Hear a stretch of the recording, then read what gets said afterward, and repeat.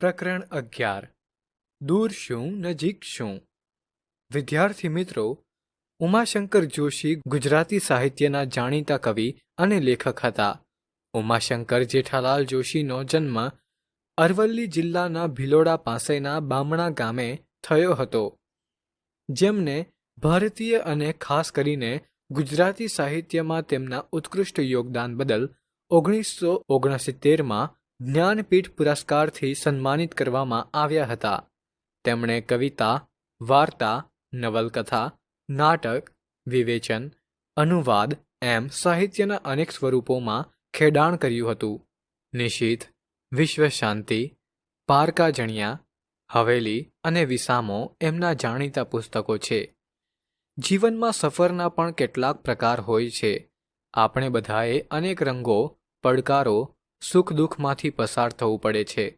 આ સફર અનુભવોથી ભરેલો છે. સૌંદર્યને નિહાળવાની આપણી દ્રષ્ટિ વિકસે છે. આપણને નવી નવી વાતો જાણવા મળે છે. દૂર કે નજીકના ભેદ રહેતા નથી.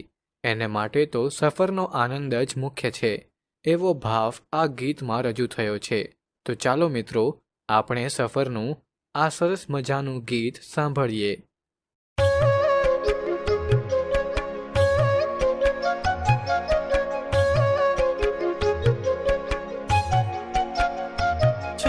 છોડે એ ભૂમિના કિનારા ને શહેરના મિનારા, કે હોડીને દૂર શું નજીક શું, કે હોડીને દૂર શું નજીક શું.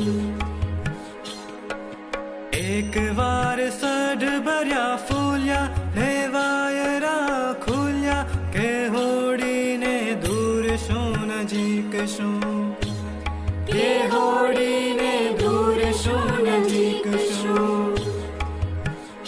સામે આભના તે આગડા ખુલે ને પંથ નવા ઝૂલે, કે હોડીને દૂર શું નજીક શું, કે હોડીને દૂર શું નજીક શું.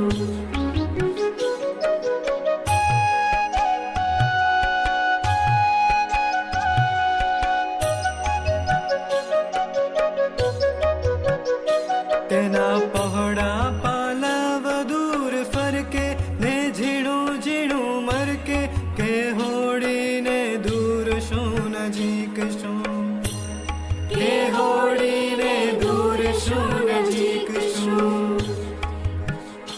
કૂદી કૂદી દે તારલાને તાલી હસંત મતવાલી, કે હોડીને દૂર શું નજીક શું, કે હોડીને દૂર શું નજીક શું.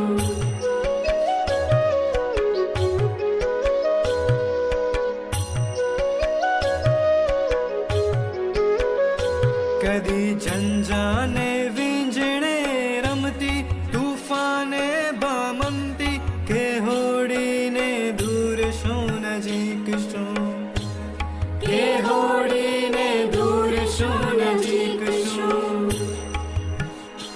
એ તો સરખા સામો વડાને ભેટે ત્રિકાળને ત્રિભેટે, કે હોડીને દૂર શું નજીક શું, કે હોડીને દૂર શું નજીક શું.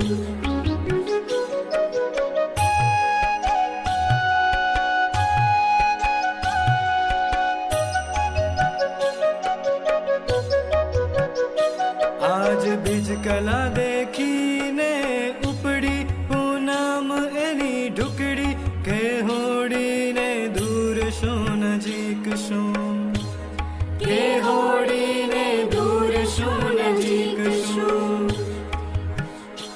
એણે ધ્રુવનું નિશાન ભલું તાક્યું, બાકી ન કાંઈ રાખ્યું, કે હોડીને દૂર શું નજીક શું, કે હોડીને દૂર શું નજીક શું.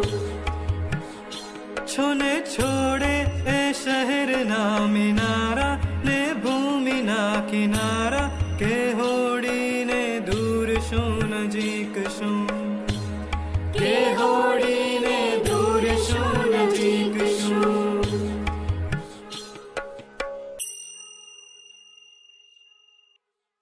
સારાંશ.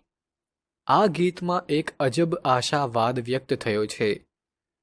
આ ગીત જીવનરૂપી યાત્રામાં સતત આગળ વધતા રહેવાની પ્રેરણા આપે છે. આ કવિતા ખૂબ જ સુંદર અને લાગણીસભર છે. તે શહેરના મિનારાઓ અને જમીનના કિનારા સાથે સરસ સરખામણી કરીને માનવ જીવનની સ્થિતિ વ્યક્ત કરે છે.